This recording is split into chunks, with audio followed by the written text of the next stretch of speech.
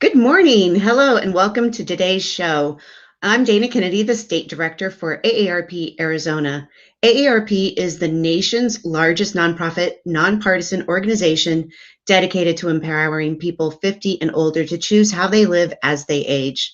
With a nationwide presence and nearly 38 million members across the nation and approximately 900,000 in Arizona, AARP strengthens communities and advocates for what matters most to families: healthy security, financial stability, and personal fulfillment.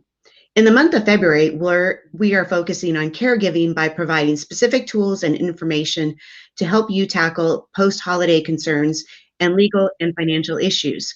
We understand that caregiving journey can be difficult and lonely, but we want you to know you're not alone. We're here for you and will help you navigate the challenging roads ahead. Visit us at aarp.org/caregiving for resources and information, or visit aarp.org NEARME near me for virtual events close to you. So today we're going to kick it off with our coach Sherry Ann with our Back to the Basics series. And today is a great topic. Something I know a lot of our members are really interested in is tips on how to improve your brain health. So we're so happy that you're here with us again, Sherry Ann, and you always provide us with so much amazing information. So I'll kick it off to you, Sherry Ann. Thank you. Well, first of all, it's just an honor to be here and serve the community, here in Arizona and AARP across the nation that's able to access these videos. And so it's interesting because brain health is one of those things that people know about, but they don't really give it too much attention. There's so much information out there about heart health. It's promoted heavily, it's received well, but brain health is just as important as our heart health. It's really, really important. And so to first start out, people are like, what is brain health? And so brain health is a person's ability to function well in their daily life. And that includes, making wise decisions, solving problems, interacting successfully. So there's a lot of things that kind of go into brain health. And it's enjoying your emotional balance. Like, people don't even realize that if they don't have emotionally balanced, that's part of your brain health. Our brain is a very, very complex organ in our head. And so it's wonderful to understand the complexity of it, but we are just scratching the surface of what we're capable of. And so there's been a lot of research lately. And in one of the books that I picked up recently, before we even started doing this, was, Sanjay Gupta's Keep Sharp. And he did a lot of work with AARP to pull this book off. And so I highly recommend getting the book if you haven't gotten it. And it's called Keep Sharp by Sanjay Gupta. So get that and just kind of dive into it, and really, because there's a lot of information to weed through and understand the importance of brain health. So throughout this session, I will give you guys 5 tips on to improve your brain health. Because it's one of those things that people are like, well, it's just like a muscle. You use it or you lose it. And this Right. happens to our brain. And so if you're not challenging it and using it, then you start to have some issues, some cognitive issues. And it's really quite amazing. I was finding out doing this research for this, that 1 in 3 people over the age of 65 will suffer from dementia. That's a lot. Yeah, and the older you get, the more likely it is to have some type of cognitive impairment. Yes. Yeah. So 1 in 3 over the age of 65. And what's interesting is environment and genes play a role in that, but research has shown and supported that your lifestyle is 75% that contributes to the damage that's been done. So your lifestyle. So we can control our lifestyle, so we can help ward off dementia and cognitive issues if we just take heed and do the things that we need to do. And so, why is it important? It's, because our brain is the command center for our entire body, our nervous system. It enables your thoughts, your memories, your movements, your emotions. So your brain is your command center. So just be wary of that and treat it as such. Like it's your machine that runs your body. So taking good care of it is very, very important. And so people want to know, what is dementia? Do I have dementia? I forgot where I put my keys. And there's different things so I'm sure you've gone throughout the day and you've tried to recall a word. Let's just use that as an example. And you're like, I can't recall the word. Has that ever happened to you? Oh, absolutely. And I hate when people call it a senior moment because it's not a senior moment at all. And you can think back at 8 years old when you couldn't find, when you misplaced your coat or something. Right. And so forgetting something is completely normal. Right. I mean, I have teenagers, and half the time they can't remember where they put some of their stuff. And so Yeah. it's not a senior moment. It's not dementia. It's not a cognitive issue. What becomes is when people are having more issues in the sense of like heavy duty forgetfulness, and forgetting people's names, or forgetting to recall that, like, what you just did just shortly ago, and difficulty thinking about things, like if you can't concentrate and finish a thought, like that's a telltale sign. And solving problems, not being able to communicate clearly with people, and that's another big one that people don't really recognize until it's too late. So some of the cognitive decline that happens in people can start as early as 35, but Yeah. we don't see it until it kind of builds up, because it's these little things throughout life and you're just like, oh, it's not a big deal. But then it kind of builds on itself. And so, if there's big changes in your cognitive ability to solve problems or just communicate, those are usually the first two signs that you can be like, something is wrong here. And the beauty, though, of it is you can reverse it. You can create new neural pathways in your brain, and you can create new cell communications, nerve cell communications. So you just have to do the right things to keep yourself moving forward. So if you start noticing things, you can reverse it. Yeah. Because dementia is a progressive thing. So if you notice it early on, then do the things that you need to do to reverse it. And I totally so in the book, each chapter he starts out with a quote from somebody, and the beginning of the book, one of the favorite quotes that he put in there, and I just realized because I looked down at my notes, was it was an Emily Dickinson quote, and it's, the brain is wider than the sky and deeper than the sea. I And love that.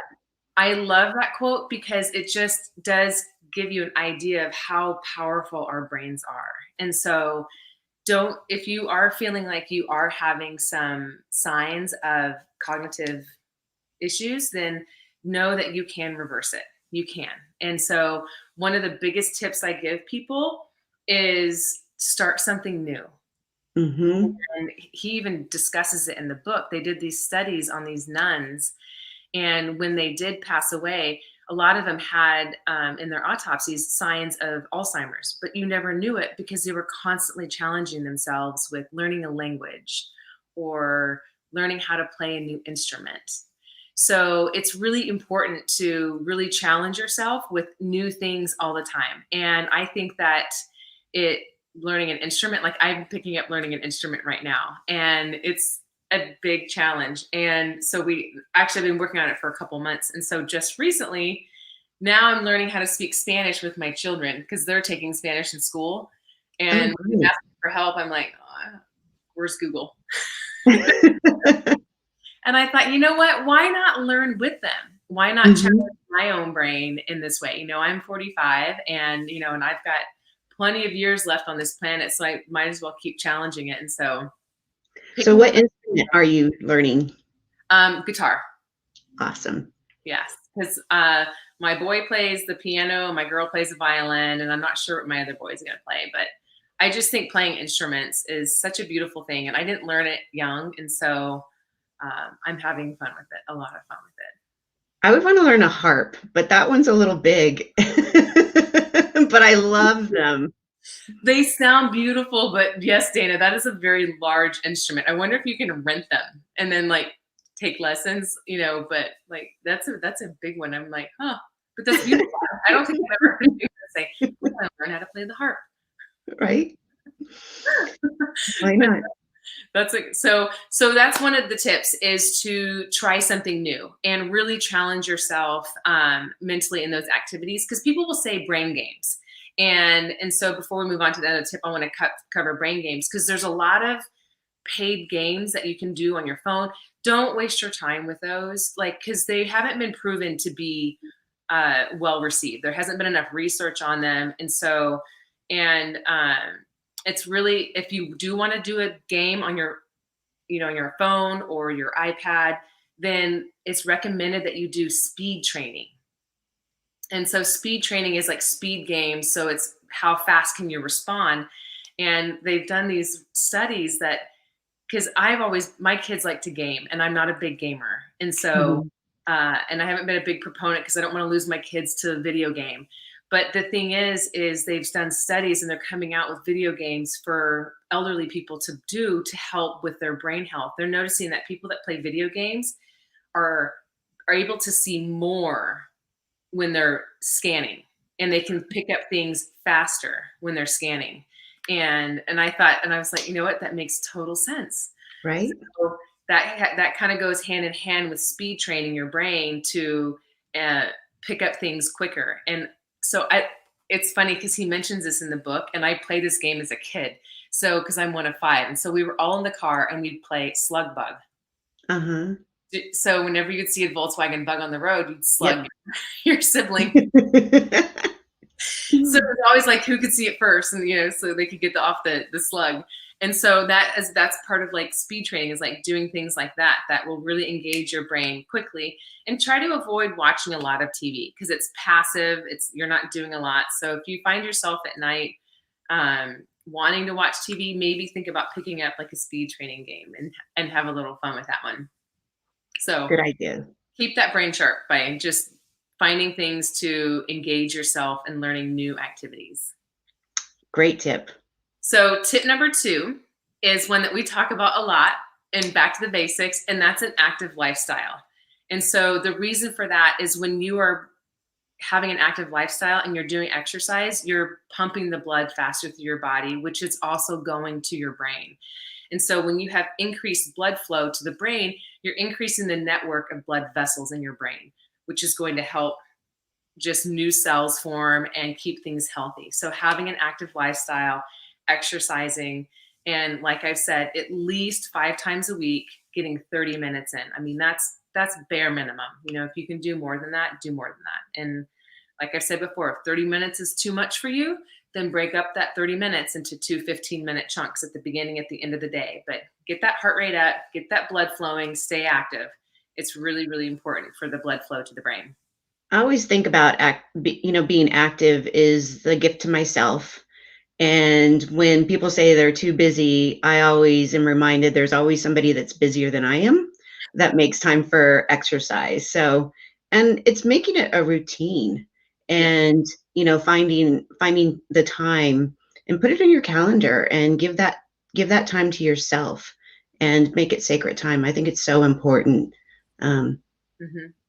It's not only good for you physically, because also if you're having an active lifestyle and you're slimmer and you're maintaining your weight better, then you have lower blood pressure. You don't have cholesterol issues. You don't run the risk of diabetes, because it is proven that if you have high blood pressure, high cholesterol, run the risk of diabetes, that your cognitive decline will be much faster and much sooner. So having a healthy lifestyle, an active lifestyle, is really critical across the board, and so do carve it out, make it sacred time. I look at it like I'm filling my cup so that I can give out to the world, because being in the service industry, it's important that I do take that sacred time for myself. I agree. 100%. So tip number 2 is, actually 3. So we've done keeping your brain sharp by doing new things, trying Yeah. new activities. And that could even be, let me go back to that really quick. That could even be taking a dance class or taking a cooking class. I could come up with all kinds of things, but if you've never done it and it's going to challenge your brain, go for it. So challenging that brain with new activities. And now we have active lifestyle. And so the third one is sleep. Sleep is so, so important. And I know we've covered it here on Back to the Basics, and I will be covering it again here in the future. But sleep is so important. And so I see a question popped up. Yep. How much does lack of sleep affect memory and ability to concentrate, from Todd Silva? Tremendously so. And so, in fact, when you're sleeping, the importance of sleep is when memories are actually created. Your brain takes all of the information that it took in during the day, and then it files it away. And so if you're not getting good sleep, you're not forming memories. You just aren't. You might have short-term memories, but your long-term memories will be so shallow that they won't stay there. And so sleep is the time that your brain and your body are resting and repairing from the damage that you inflicted on it during the day. Because we come in contact with so many things in the air and our skin and what we're eating, and there's a lot of damage that's done physically, and then also there's a lot of damage that can be done mentally too, just through stresses, because it's a very, very, very stressful time right now. And so it's really critically important to get at least 7 to 8 hours of continuous sleep. And it's Continuous. That's the hard part.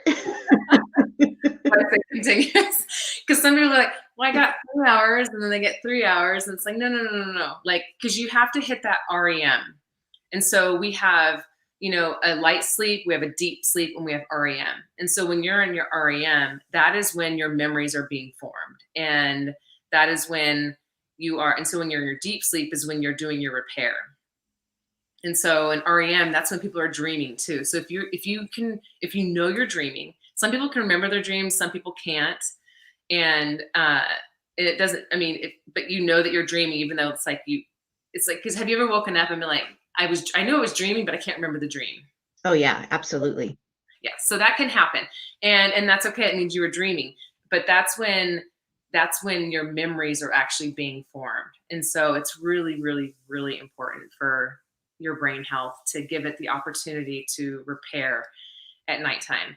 And they're also saying they're doing a lot of research. So like I said, this is all still not new, but a lot of it is new. And there's toxic proteins that can be in your brain. And when you're sleeping is when it's filtering that out and cleaning that out as well. So really important. So we have a question, not remembering what you dream, is this considered a sign of starting cognitive dementia? No, not at all. No. And so it just Thank goodness. it just means that you're not remembering your dream. It's totally okay. Like, it is fun to remember our dreams. There's been times when I've woken up from a dream and I'm like, no, I want to go back to that dream. That was a fun one. But no, it has no correlation to dementia or cognitive decline. Not at all. Not at all. So we've gone through 3 tips. So the 4th tip is to eat well. And we've talked about it also here on Back to the Basics, but it's really, really, really important. And so Sanjay covers it in the book, and then even on a lot of the research that I did outside of the book, the Mediterranean diet tends to be the most popular one that's referenced for brain health. And the reason for that is because it's predominantly fruits and vegetables, whole grains, fish, chicken, and healthy fats. And that has been proven across the board to be one of the most important kind of diets to follow. And you can still have red meats, just keep it to a minimum, and watch your salts. Unless you're a really active person, salts can kind of be difficult for people. But if you're really active, like I know you are, Dana, like you don't really have to worry about salt too much because you're using it, especially here in the desert. It's so warm that we're sweating and we need those salts. But is there different kinds of salts that are better for you than other salts? Not typically. Himalayan salt, that's what I use, is a pink Himalayan salt. And a lot of it is because I just like the way it tastes, or sometimes we use a sea salt. But no, there's not really a whole lot of salt. So just more for flavoring. Yeah. Absolutely. And it's really important to get those omega fatty acids from olive oil in there, because that is really going to help with cell production. So new nerve cells, as you're challenging your brain, you're creating new neural pathways and new cells to be able to communicate with one another. Olive oil is a really, really good ingredient to have.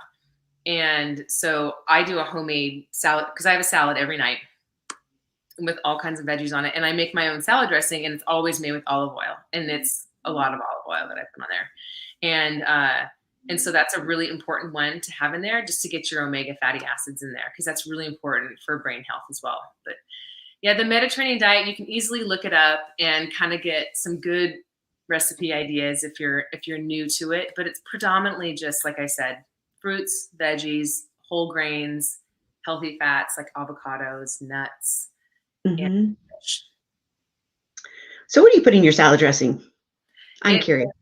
it is, yeah, it's olive oil, and it's, I go half and half with olive oil, and I do a seasoned rice vinegar. And the reason I just like the rice vinegar, and then a lot of garlic, some oregano and pepper. It's pretty simple. It's Do you use very, fresh very, oregano? what's that? Fresh oregano? Yes. Yep.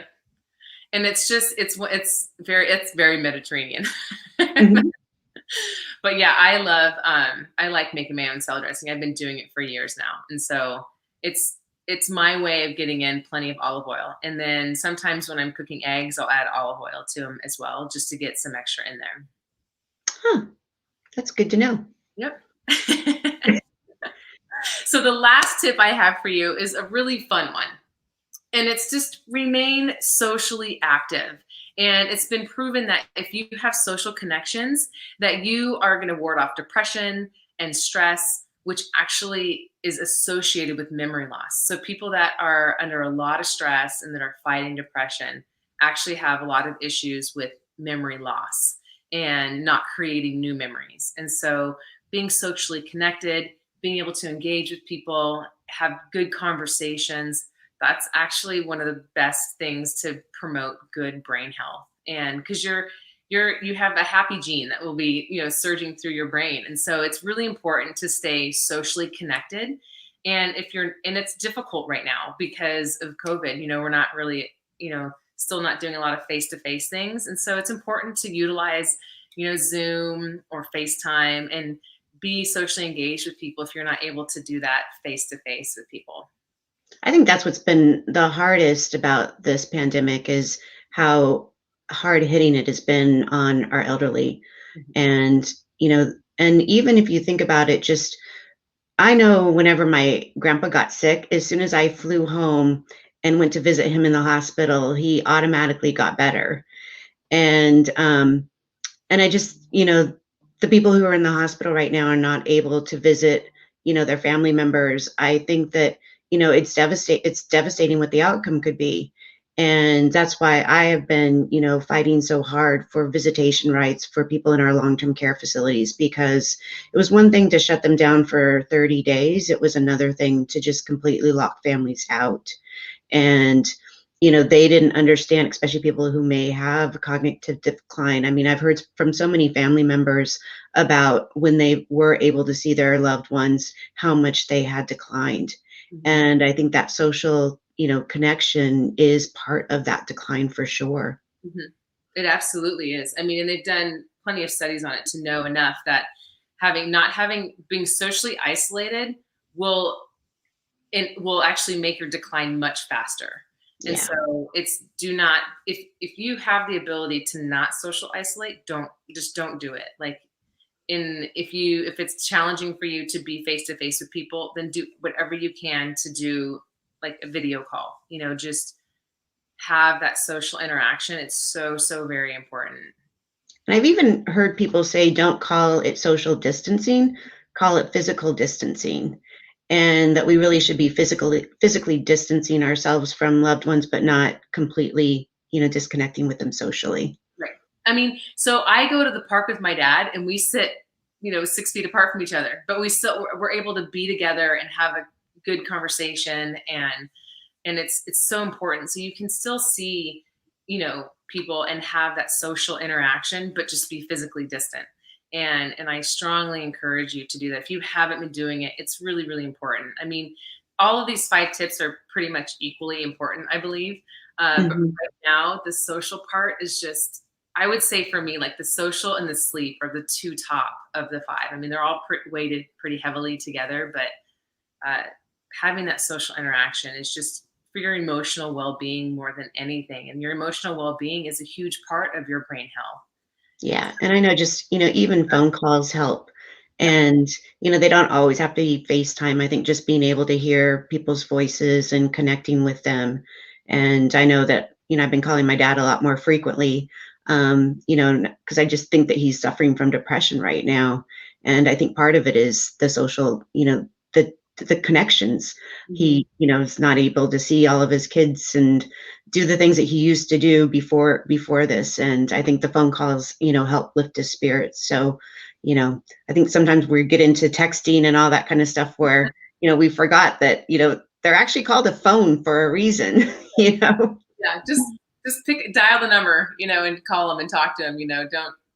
Don't be so disconnected that you're not using your voice. Yeah. Use your voice. Yeah, exactly. Well, these are all excellent tips for sure. Yes, definitely. Um, Well, and one last one that I will throw in there with the eating well one is because this one does, I do actually get this question, is alcohol. mhm, So don't abuse alcohol, but it's not bad for you. It actually is in there as far as helping with brain health. You know, mhm. 14 units a week is probably what maximum what you should do. But yeah, alcohol is fine. Just don't abuse it. I mean, in my gerontology classes, they used to talk about red wine and the benefits of having red wine with dinner. And it's more if you're having more than, a glass of red wine with dinner, where you have to watch it. So, Well, and don't and have it late in the evening also because alcohol actually increases your heart rate. Everybody, people will drink it to mellow them out and they think that they're going to sleep well, but it's actually increases your heart rate. And so it will not help you sleep. So do it earlier in the evening. and I think that's another important point is what else does alcohol do to the body if you have more than you should? Well, it really impacts your liver because it's Mhm. sugar. Alcohol is sugar. And so your body's going to utilize it as sugar. And so it's going to store it and it's going to increase your belly fat and it really impacts your liver. And then it also, your heart rate is elevated throughout the entire night, depending upon how much you've drank. And so you're not going to have a restful night of sleep. So how much time should you have before having a glass of wine or a drink or whatever you choose, whatever your beverage is, and going to bed? What's a good They say 3 hours. 3 hours? So if you ate at 5 and go to bed at 8, then you're okay. Yeah. Or 6 and It's 9. interesting because it's like, I know that there's so many people who are like, what? I don't do that, especially the younger generation. They're like, what? Like, yeah. So I mean, that's what they say, and so and it's funny because if you're able to, there's sleep apps out there that you can use. Like there's rings. Like I have an Aura ring, and I've actually done this little self studies on myself with my ring. Drinking later at night, and then Uh-huh. watching what happens with my heart rate. And if I drink earlier in the evening, and then if I don't drink at all. And it's really quite fascinating what happens with my heart rate. And so doing it later in the evening is not good because my heart rate will stay elevated for several hours. Oh, that's good to know. But it stays elevated. And so you want your heart rate to be low before you go to bed, and that will help you sleep better. Yes. Yeah. Good tip. Good to know. So lots of information. I mean, but feel free to put any questions in the Facebook page here, and I will circle back around and I will answer them because I know there's a lot of questions about brain health. There really are. And also just for people who are watching and are interested, AARP nationally is having an event on February 25th with Sanjay Gupta. So you can go to aarp.org, and I know it's on AARP Arizona's Facebook page as far as registering for that. And you can, hear some more tips directly from the author of the book. Wonderful. So anything else, Sherry Ann, before we conclude? And what do we have to look forward to in 2 weeks? So no, that's it on the heart health. I mean, brain health stuff. Just ask any questions that you have because it is a lot to kind of run through. In 2 weeks, on March 2nd, we're going to talk about. I'm going to give you some tips on good sleep hygiene, since I feel like that is one of the top ones that people could stand to work on. A lot of people are neglecting their sleep, and it's really, really important. So, good sleep hygiene. That will be good. And I just want to let our audience, especially you regulars, know that I will not be continuing to host these. I'm actually going to be taking a leadership training program that I'm really excited for called Courage to Lead, and it conflicts with this time. So luckily for us, we've got some great staff that are going to fill in. And it'll also provide them a learning opportunity to be able to host these shows because it's so easy to host the shows with you, Sherry Ann. And you're always full with great information, great tips. And I know that our audience really appreciates you and all that you are doing to educate us to live our best lives. So thank you very much. And then we will see you. I won't see you, but for the rest of us, March 2nd at 10 a.m., we'll have some sleep hygiene with Coach Sherry Ann. So thank you. And this concludes the show.